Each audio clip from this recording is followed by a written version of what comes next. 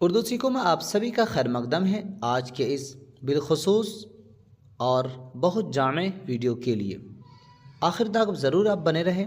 आज के इस वीडियो में आज हम बात करने वाले हैं खजूर से मुताल्लिक, यानी खजूर खाने के क्या फ़ायदे हैं, और बिलखसूस उन तमाम लोगों के लिए जो रोज़ा इफ्तार के वक्त खजूर खाते हैं, यानी तमाम अहले मुसलमान, यानी मुसलमान आखिरकार खजूर से ही क्यों इफ्तार करते हैं या रोज़ा खोलते हैं, इसकी पीछे की वजह क्या है, इसके पीछे का राज क्या है, इस बात को हम समझेंगे, वो भी कुरान और हदीस की रोशनी में।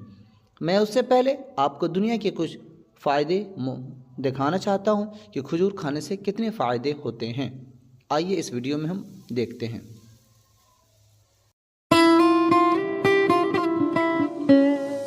खजूर।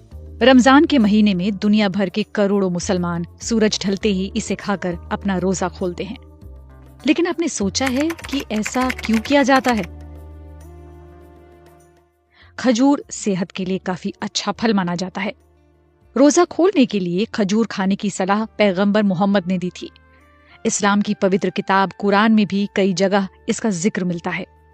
रमजान में मुसलमान सुबह से शाम तक कुछ भी खाने पीने से परहेज करते हैं। रोजा इस्लाम के 5 स्तंभों में से एक है।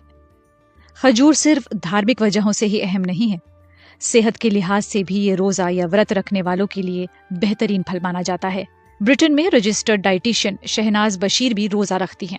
वो कहती हैं, जब आप रोजा खोलते हैं तो शरीर सबसे पहले ग्लूकोज बनाने की कोशिश करता है, क्योंकि उसे ऊर्जा के लिए यही चाहिए।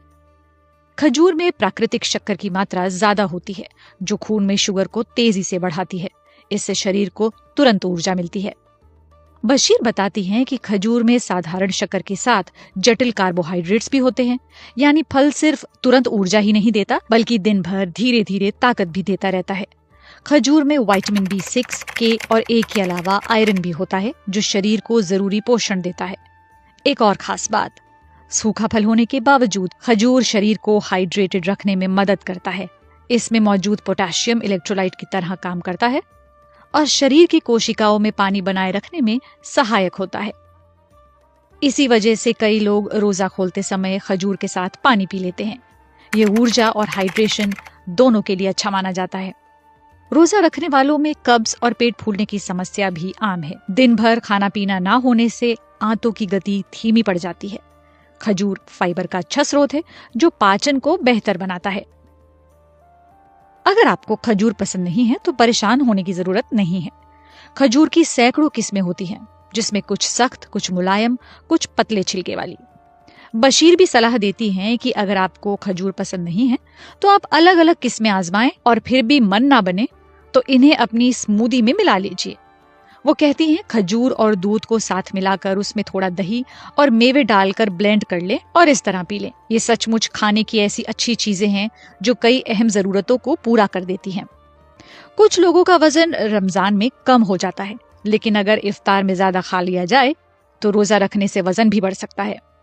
मुसलमान रोजा खोलते समय खजूर खाते हैं और तुरंत मगरिब की नमाज अदा करते हैं।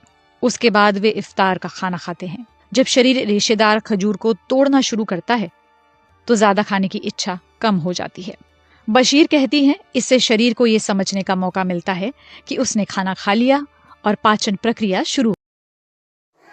ये थे खजूर के मुतालिक दुनिया के चंद अहम मालूमात। आइए अब हम कुरान और हदीस की रोशनी में, यानी हदीस की रोशनी में हम देखते हैं कि हुजूर सल्लल्लाहु अलैहि वसल्लम ने खजूर के मुतालिक क्या इरशाद फरमाया है। खजूर के मुतालिक अहदीस नबी हज़रत सुलेमान बिन आमिर बयान करते हैं कि हुजूर सल्लल्लाहु अलैहि वसल्लम ने इरशाद फरमाया, जब तुम में से कोई इफ्तार करे तो वो खजूर से इफ्तार करे, क्योंकि वो बाइसे बरकत है। अगर वो ना पाए तो फिर पानी से इफ्तार करे, क्योंकि वो बाइसे तहारत है। यानी इस हदीस का खुलासा यूँ है कि अल्लाह के नबी सल्लल्लाहु अलैहि वसल्लम इरशाद फरमा रहे हैं तमाम मोमिन मोमिनात मुस्लिम मुसलमातों से, कई लोगों, तुम इफ्तार करते वक्त ज़्यादातर इफ्तार यानी शुरू करो तो खजूर से करो, क्योंकि वो बाइसे बरकत है। खजूर से इफ्तार करने से तुम्हारे इफ्तार में बरकत होगी। अगर तुम्हारे इफ्तार में यानी तुम्हारे दस्तरखान पे खजूर नहीं है तो कोई बात नहीं, तुम पानी से इफ्तार करो, क्योंकि वो पाक और तहारत है, साफ़ और शफ़ाफ़ है, उसमें कोई मिलावट नहीं। उम्मीद करता हूँ कि ये वीडियो आपको अच्छे लगे होंगे। अगर अच्छे लगे हैं तो सदका के ज़रिए से आगे तक शेयर करें। जज़ाकल्लाह खैर।